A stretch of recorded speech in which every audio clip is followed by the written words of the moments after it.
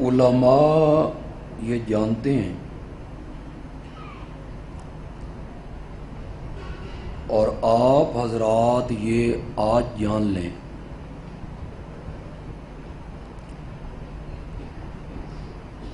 کہ پہلی امتوں میں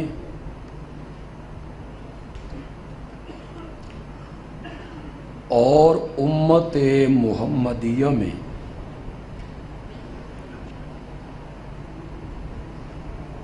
جو حد فاصل ہے وہ علم حدیث ہے۔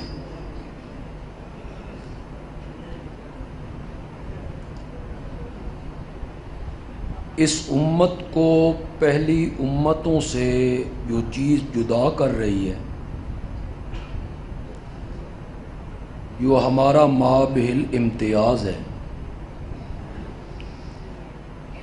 وہ علم حدیث ہے۔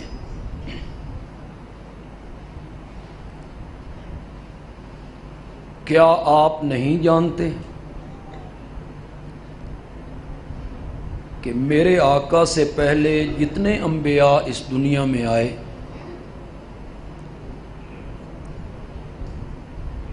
ان میں سے کسی ایک نبی کی مکمل زندگی، کسی ایک نبی کے زندگی کے مکمل حالات، ان کے ارشادات، ان کے فرامین، ان کے عادات آج دنیا میں کہیں بھی محفوظ نہیں ہیں۔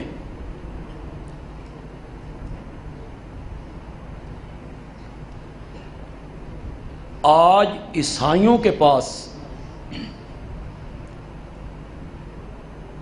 کیا حضرت عیسیٰ علیہ السلام کی مکمل زندگی، ان کے فرامین، ارشادات محفوظ ہیں؟ نہیں ہیں۔ اگر آج دنیا کو حضرت عیسیٰ اور مائی مریم کے بارے میں کچھ معلومات آج دنیا میں ہیں کہ مریم ایک الگ جگہ پہ ہیں، وہاں فرشتہ آیا، بیٹے کی خوشخبری دی، انہوں نے تعجب کا اظہار کیا، انہوں نے رب کی قدرت کا ذکر کیا، یہ مشرق کی جانب گئیں، ایک کھجور کے درخت کے نیچے بیٹھیں، پریشان ہوئیں، ان کے ہاں حضرت عیسیٰ کی ولادت ہوئی، یہ اٹھا کے لائیں، قوم نے تانا مارا، عیسیٰ ماں کی گود میں بولے۔ یہ جتنی معلومات حضرت عیسیٰ کے بارے میں آج دنیا کے سامنے ہیں، یہ سب ہمارے قرآن کی مہربانی ہے، ورنہ عیسائیوں کے پاس حضرت عیسیٰ کی سیرت، ان کے اقوال، ان کے ارشادات، ان کے فرامین، ان کی عادات ان کے پاس محفوظ نہیں ہے۔ یہ جو آگے میں بات کہنے لگا ہوں، میں علماء سے بھی اور اہل علم لوگوں سے بھی تھوڑی سی اپیل کروں گا کہ آپ اس پہ ذرا توجہ کریں گے کہ وقت بہت کم ہے، میں اس کی تفصیل نہیں کر سکوں گا۔ یہی وجہ ہے کہ آج تک عیسائیوں نے کوئی جلسہ، کوئی کانفرنس، اپنا کوئی مذہبی پروگرام سیرت عیسیٰ کے عنوان پر نہیں کیا۔ کوئی ان کا پروگرام ہو، سیرت عیسیٰ بیان ہوگی، نہیں کر سکتے وہ۔ اس لیے کہ ان کے پاس حضرت عیسیٰ کی سیرت پہ کہنے کے لیے کچھ نہیں ہے. اسی لیے انہوں نے 25 دسمبر کو میلاد مسیح منایا ہے، جسے انہوں نے عید کا نام دیا ہے، عید میلاد مسیح. کہ ولادت کے علاوہ ان کے پاس حضرت عیسیٰ کی سیرت پہ کہنے کے لیے کچھ نہیں ہے. بندیالوی کہتا ہے اگر عیسائی 25 دسمبر کو عید میلاد مسیح منائیں، میرے بھائی یہ ان کی مجبوری ہے کہ ان کے پاس اپنے نبی کی سیرت پہ کہنے کے لیے کچھ نہیں ہے. تیری کیا مجبوری ہے کہ تو نے تمام تر زور اپنے نبی کے میلاد پہ لگایا؟ تیرا ہر جلسہ، تیری ہر کانفرنس، تیرا ہر پروگرام، تیری ہر تقریر، تیری ہر نعت میلاد میلاد میلاد کے موضوع پر ہوتی ہے. میری کوئی مجبوری نہیں ہے، اس لیے کہ میرے پاس میرے نبی کے بچپن سے لے کے انتقال تک اور پھر آپ کے دفن تک میرے نبی کی سیرت کا ایک ایک حصہ میرے پاس محفوظ پڑا ہوا ہے. میں اسے ساری زندگی بھی بیان کرتا رہوں تو میں اس کا حق ادا نہیں کر سکتا. میری کوئی مجبوری نہیں ہے میلاد منانا، میری مجبوری ہے نبی کی سیرت منانا. میں نے کہا نا میرے پاس وقت نہیں، اور وقت کی قلت ہو تو بہت ساری چیزیں رہ جاتی. ایک جملہ کہنا چاہتا ہوں، اور اگر آپ کی سمجھ میں وہ جملہ نہ آیا نا تو پھر مجھے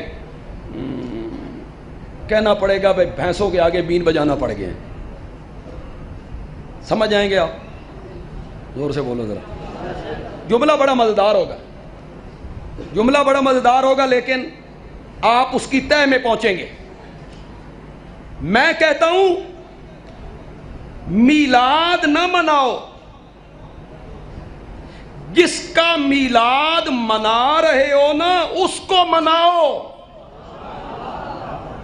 پتہ نہیں سمجھو کہ نہیں سمجھو. میلاد نہ مناؤ، جس کا میلاد منا رہے ہو نا وہ جھنڈیوں سے نہیں مانتا، وہ مصنوعی لائٹنگ سے نہیں مانتا،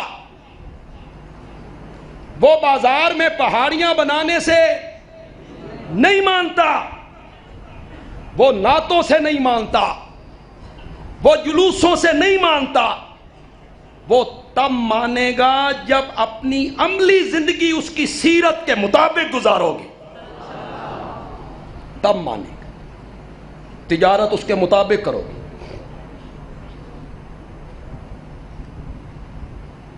علماء کرام کو چاہیے، وہ علماء کرام جو میلاد مناتے ہیں انہیں بھی چاہیے کہ وہ اس دن تاجروں سے کہیں بھئی جھنڈیاں لان نال جنت نہیں لبھنی، اے جنت تاں لبھنی ہے جتاں پوری زندگی نبی پاک دے حکم دے. یہ لوگوں کو کہو. تم نے لوگوں کو دلیر کر دیا ہے بھئی جس نے جھنڈیاں زیادہ لگائی ہیں اللہ کا نبی اس پہ راضی ہو گیا. وہ تاجر کہتا ہے بھئی پچھلی ساری ختم، اگو تو پھر شروع ہو جاؤ. اگلے سال پھر 500 روپے کی جھنڈیاں لگائیں گے، نبی پھر راضی. کائنات کی کتنی عظیم ہستی کو تو نے جھنڈیوں پہ خوش ہونے والا نبی بنا دیا. انا للہ.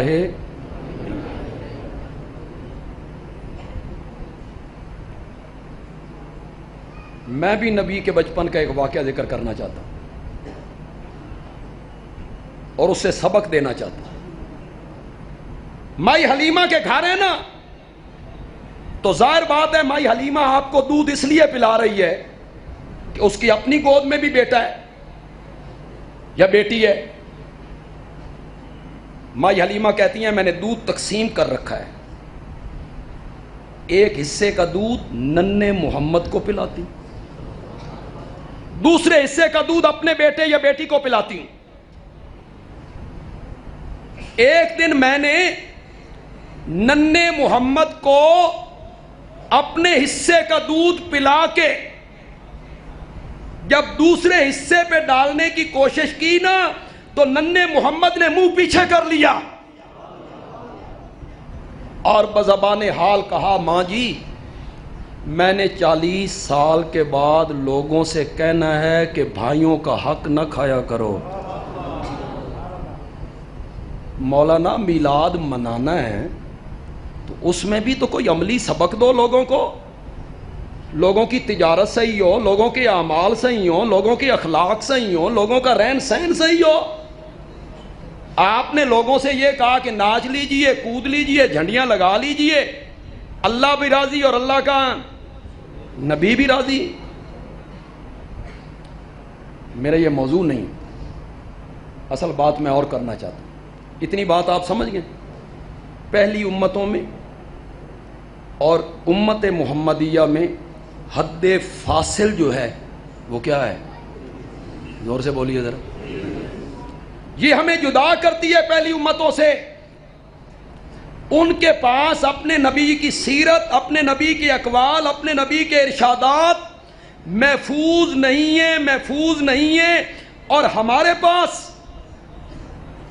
نبی پاک کے اقوال بھی محفوظ، ارشادات بھی محفوظ، اعمال بھی محفوظ، رہن سہن محفوظ، خد و خال محفوظ۔ میرے نبی کا چلنا ٹھہرنا، گھر میں آنا، مسجد میں آنا، میرے نبی کی ایک ایک زندگی کا ایک ایک لمحہ محفوظ، حتیٰ کہ میرے نبی کی ادائیں بھی محفوظ۔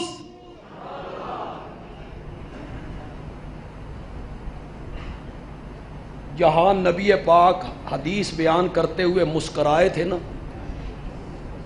یہ علماء جانتے ہیں، وہ جب آپ نے کہا تھا بھئی اللہ بھی یہ بات سن کے ہنس پڑا،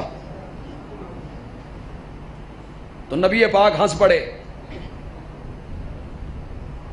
صحابہ نے جب اپنے شاگردوں کو پڑھایا نا تو وہ بھی ہنس پڑے۔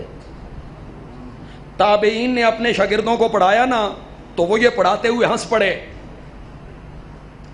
حتیٰ کہ ہمارا آج کا شیخ الحدیث جب اس حدیث کو پڑھاتا ہے تو وہ بھی اسی طرح ہنس کے دکھاتا ہے۔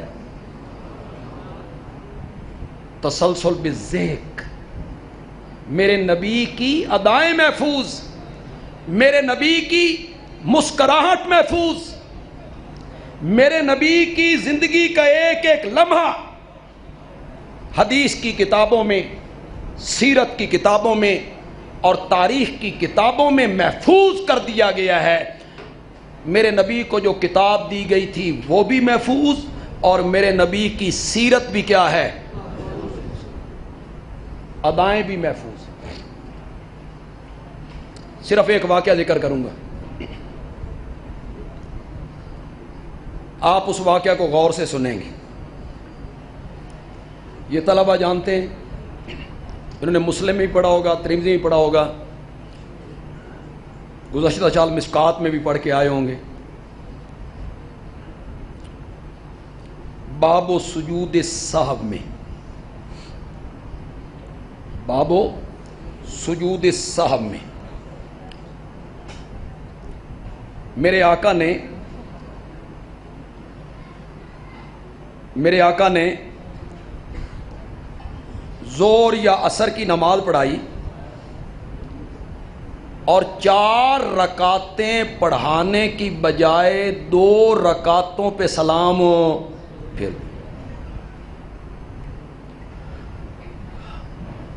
صحابہ خاموش ہیں کہ وہی اترتی رہتی ہے، وہی آئی ہوگی، اور نماز کی رکعتیں 4 کی بجائے کتنی ہو گئی ہوں گی؟ صحابہ چپ۔ آپ محراب سے نکلے، مسجد کے سین میں آئے، وہاں لکڑی کا ایک تنا ہے، اس کے ساتھ ٹیک لگا کے میرے نبی کھڑے ہو گئے۔ صحابہ خاموش ہیں۔ ایک صحابی جس سے میرے نبی کبھی کبھی مزاح کر لیا کرتے تھے، میرے لفظ پہ غور کر رہے ہیں؟ کیا لفظ کہہ رہا ہوں؟ مزاح، مذاق نا، مذاق اور مزاح اس میں ایک نفیس سا فرق ہے۔ مذاق کہتے ہیں دوسرے کی توہین کر کے ہنسی کا ماحول پیدا کرنا، اور مزاح کہتے ہیں کسی کی توہین بھی نہ ہو اور محفل تھوڑی سی خوشگوار ہو، ماحول اچھا ہو جائے تو یہ آپ کبھی کبھی فرما لیا کریں۔ کھجوریں کھا رہے ہیں، ایک صحابی ہے وہ بھی کھجوریں کھا رہا ہے، اس کی آنکھ دکھ رہی ہے، سرخ ہو گئی ہے۔ آپ نے فرمایا پہلے تیری آنکھ خراب ہے، اوپر سے تو کھجوریں کھانے میں لگا ہوا ہے۔ ہو سکا یا رسول اللہ میں دوے پاسوں کھا رہے ہیں۔ اس نے تھوڑا سا مزاح کی، معلوم ہوتا ہے صحابہ بھی کر لیتے تھے، آپ بھی فرما لیا کر مزاح۔ اس صحابی سے آپ مزاح تھوڑا سا کرتے ہیں تو یہ ذرا بے تکلف ہے نا۔ یہ قریب گیا اور قریب جا کے کہتا ہے اکوسرت الصلاۃ ام نسیت یا رسول اللہ، نماز کم ہو گئی ہے یا تساں بھول گئے ہو؟ کون کہہ رہا ہے؟ صحابی کے وہابی؟ کیا کہہ رہا ہے؟ آپ نماز گھٹ گئی ہے، 4 کی 2 رکعتیں ہو گئی ہیں، یا ہاں جناب بھول گئے ہیں؟ آپ نے ذوالیدین کو دیکھا، آپ نے فرمایا کلو ذالک لم یکن، دونوں میں سے کوئی بات نہیں ہوئی، نہ نماز کم ہوئی ہے نہ میں بھولا ہوں۔ ہن بھی یقین ہے کہ میں کتنیاں پڑھائیاں، اب بھی آپ کو یقین ہے کہ میں نے 4 پڑھائی ہیں۔ کلو ذالک لم یکن، دونوں میں سے کوئی بات نہیں ہوئی۔ ذوالیدین نے بھی ذرا قدم پکے رکھے۔ ذوالیدین کہنے لگا یا رسول اللہ 2 وچوں ایک تو ہو گئی ہے، 2 میں سے ایک تو ہو گئی ہے۔ وَفِي الْقَوْمِ أَبُو بَكْرٍ وَعُمَرَ فَهَابَاهُ أَن يَتَكَلَّمَا، لوگوں میں حضرت ابو بکر بھی ہیں، حضرت عمر بھی ہیں، لیکن میرے نبی کا دبدبہ، روب، بولتا کوئی نہیں۔ تو جب ذوالیدین نے پکے قدم رکھے نا تو آپ نے صحابہ کی طرف دیکھ کے کہا اصادقہ ذوالیدین، یہ ذوالیدین سچ کہہ رہا ہے؟ قالو نام یا رسول اللہ، صحابہ نے کہا آنکھ داتا سچ۔ کہ آپ نے کتنی پڑھائی ہیں؟ اصل جو میں اس حدیث بیان کر رہا ہوں وہ ایک مقصد کے لیے کر رہا ہوں، لیکن یہ تھوڑی سی بات اس لیے کر رہا ہوں تاکہ مسلک کی بھی تھوڑی سی نمائندگی ہو جائے۔ آپ آئے، نماز پوری فرمائی، سجدہ صاحب کیا، اور اس کے بعد آپ نے خطبہ دیا۔ جس مسلم اٹھائیے، ترمذی اٹھائیے، حدیث کی کوئی سی کتاب اٹھائیے، باب و سجود السہو، آپ کے گھروں میں ترجمے والی کوئی کتاب حدیث کی ہے، اٹھائیے یہ باب۔ آپ نے خطبہ دیتے ہوئے فرمایا انما انا بشر مثلکم، میں بشر ہوں، مثلکم دا میں نہ تسی کرو۔ شاباش شاباش، کرو کرو جڑا کردے پہ ہو، تمہاری طرح۔ میں یہ ترجمہ نہیں کرتا، اس دے وچ ذرا طرح والی جڑی گل ہے نا وہ ہمارے بھائیوں کو موقع مل جاتا ہے اپنے یار سمجھ دیں. میں ترجمہ وہ کروں گا جو حضرت شاہ عبد القادر محدث دہلوی نے کی. بہت خوبصورت ترجمہ. یقین جانی حضرت شاہ عبد القادر محدث دہلوی رحمۃ اللہ علیہ نے بالکل جو لفظ پہلے ہے اس کا پہلے ترجمہ کیا، جو بعد میں اس کا بعد میں کی. اتنا فٹ ترجمہ کیا نا کہ امیر شریعت سید عطا اللہ شاہ بخاری رحمۃ اللہ علیہ اس ترجمے کو دیکھ کے پڑھ کے یہ کہہ اٹھے کہ شاہ عبد القادر محدث دہلوی نے قرآن کا اتنا فٹ ترجمہ کیا ہے کہ اگر اللہ قرآن اردو میں اتارتا تو بالکل اسی طرح اتارتا جس طرح شاہ عبد القادر نے ترجمہ کر دیا. فٹ ترجمہ اور بڑا خوبصورت ترجمہ کیا. مثلو اب جو تم نے میں نے کیا تمہاری طرح، آپ نے قوم کا معنی پہلے کر دیا، مثلو کا قوم کا معنی تمہارے، مثلو طرح. شاہ عبد القادر محدث دہلوی نے معنی کیا میں بشر ہوں جیسے تم. مثلو کا معنی پہلے کیا، جیسے تم، تمہاری طرح نہیں. آپ کہیں گے اس میں کون سا فرق ہے؟ بڑا فرق ہے، لیکن اس کے لیے تھوڑا سا دماغ نفیس چاہیے. جیسے تم، اس کا مطلب یہ نہیں ہے کہ مرتبے میں، مقام میں، درجے میں، شان میں، علم میں، جیسے ہمارے بھائی کہتے ہیں کہ دیوبندی اپنے جیسا سمجھتے. انا للہ،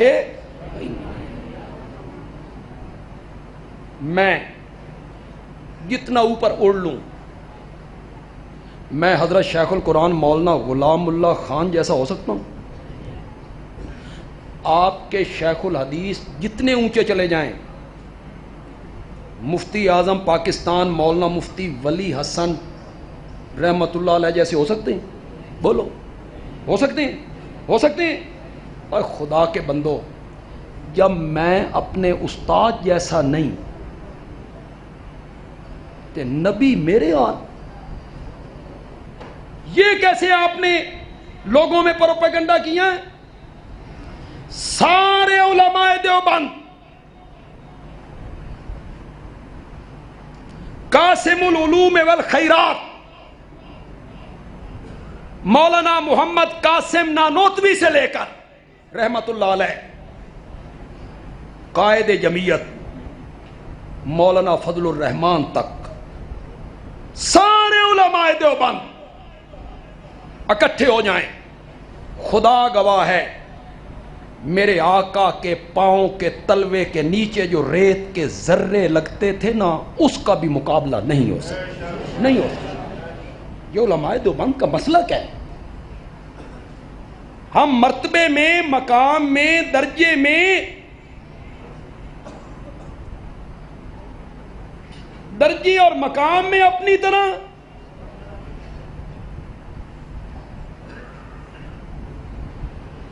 ایک جملہ ذہن میں آ رہا ہے، پسند آئے گا آپ کو. کتھے میں تے کتھے آمنہ دا لال، کہاں دیوبند کا کوئی عالم اور کہاں محمد عربی، نسبت ہی کوئی نہیں، نسبت ہی کوئی نہیں. کیسے نسبت کا ذکر کروں؟ اپنے آپ کو قطرہ مان لوں یا سوئی کے ناکے سے لگا ہوا پانی کا ذرہ مان لوں، اور اس کے مقابلے میں اپنے آقا کو سمندر مان لوں؟ اتنی بھی خدا دی قسم نسبت کوئی نہیں. جو ایک ذرے اور آفتاب میں ہے، ایک کنکر اور پہاڑ میں ہے، ایک قطرے اور سمندر میں ہے. نہیں ہو لوگو، نہیں ہو لوگو. میں باہر گلی میں کھڑے ہو کر انگلی اٹھاؤں تو لوگ شک کی نگاہ سے دیکھتے ہیں. آمنہ کا لال انگلی اٹھا دیتا ہے تو آسمان کا چاند 2 ٹکڑے ہو جایا کرتا ہے. کہاں نبی پاک اور کہاں ہم.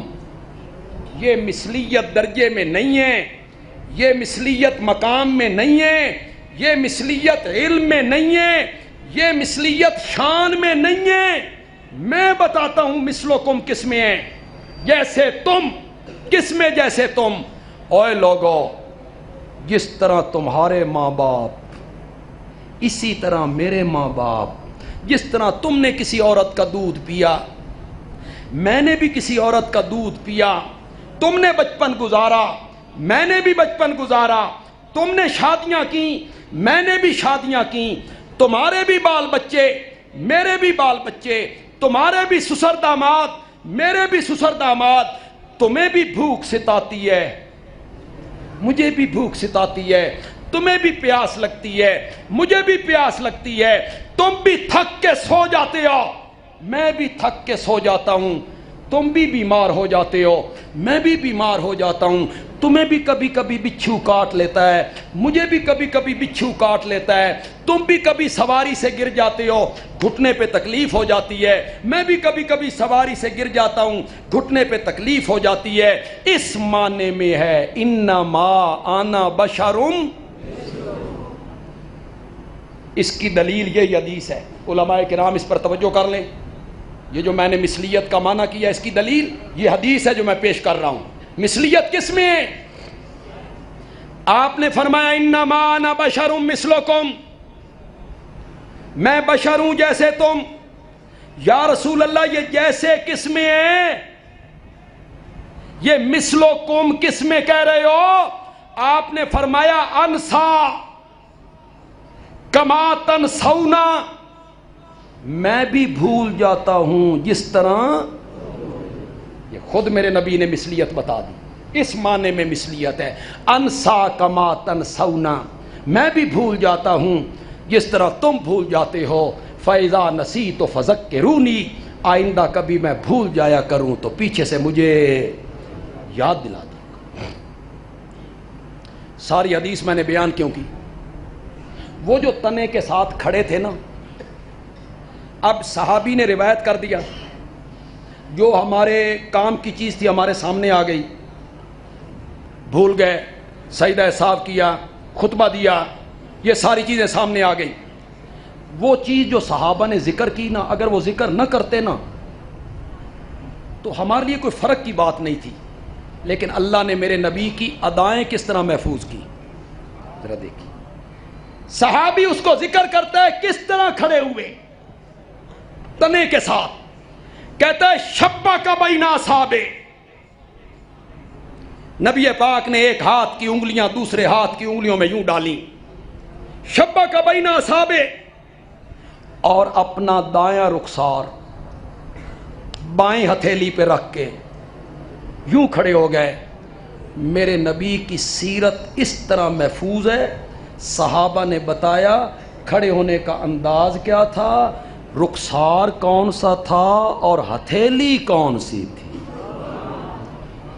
میرے نبی کی ادائیں تک محفوظ ہے, میرے نبی کی مسکراہٹ محفوظ ہو, میرے نبی کے ارشادات محفوظ ہو, میرے نبی کے اقوال محفوظ ہو گئے. بس آخری بات کہہ کے آپ سے اجازت لوں گا, مجھے وقت کی قلت کا احساس ہے, اور یہ بات بڑی قیمتی بات کہنے لگا. پہلی امتوں میں اور امت محمدیہ میں حد فاصل کیا ہے؟ زور سے بولو یار. علم حدیث یہ حد فاصل ہے.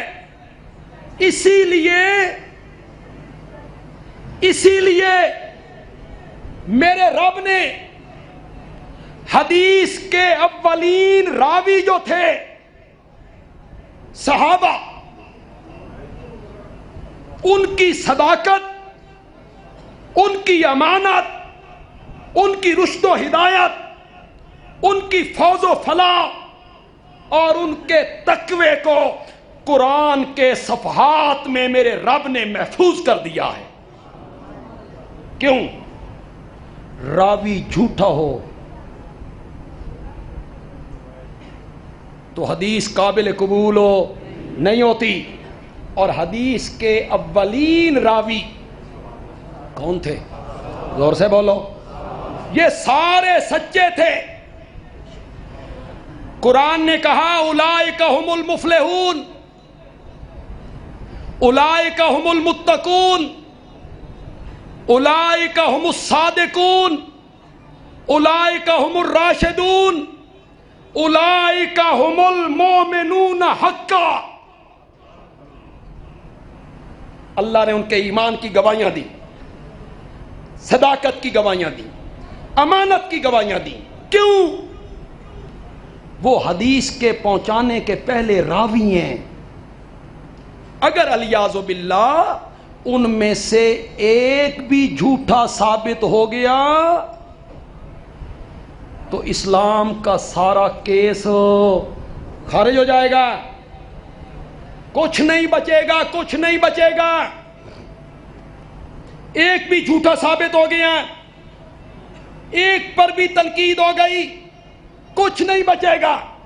نہ توحید، نہ ختم نبوت، نہ قرآن، نہ نبوت، نہ اسلام، نہ ارکان اسلام، نہ اسلام کے احکام، کوئی بھی نہیں بچے گا.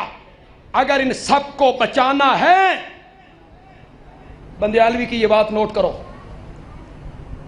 بندیالوی کی یہ بات نوٹ کرو اور اسے اپنے دل کی تختی پر لکھ لو. اگر دین کو بچانا ہے، توحید کو، قرآن کو، حدیث کو، ختم نبوت کو بچانا ہے تو پھر ہر کلمہ پڑھنے والے کے لیے ضروری ہے کہ وہ صحابہ کی صداقتوں کے گردا گرد پہرے دار بن جائے، پہرا دے. وہ سارے سچے ہیں، کہو بے شک، ان میں سے کوئی جھوٹا نہیں ہے. پہرے دار بن. اگر ان میں سے ایک بھی جھوٹا سے، دنیا کی عدالت میں جب آپ کیس کرتے ہیں، پھر آپ گواہ پیش کرتے ہیں، مخالف فریق آپ کے گواہ پہ جرح کر دیتا ہے، جھوٹا ہے، جرح ثابت ہو جاتی ہے، تیرا گواہ جھوٹا ہو جاتا ہے، جج تیرا کیس لپیٹ کے تیرے منہ پہ دے مارتا ہے. کیوں؟ گواہ جھوٹا ہے. اس حدیث کے پہنچانے کے پہلے گواہ کون ہے؟ زور سے بولو. ان میں سے ایک بھی جھوٹا ثابت ہو جائے تو کچھ بچے گا؟ کچھ بھی نہیں بچے گا.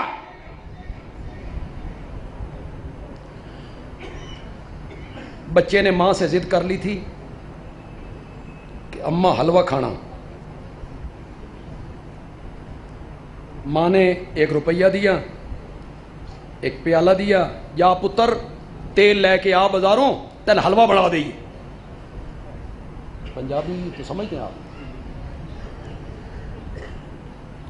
یہ میری عادت سی بن گئی ہے اردو دے تھوڑا جا پنجابی نو ٹھوک دوں.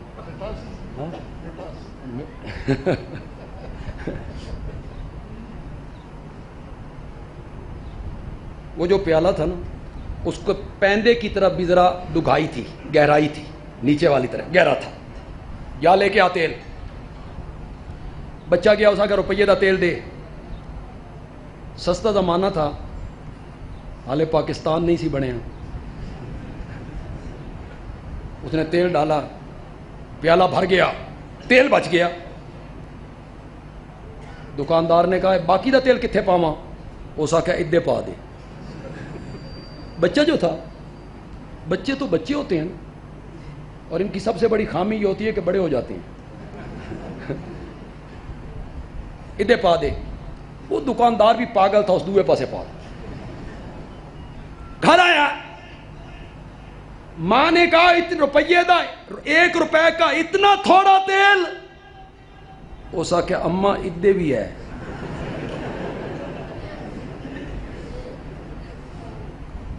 کوئی سمجھو کہ نہیں سمجھو؟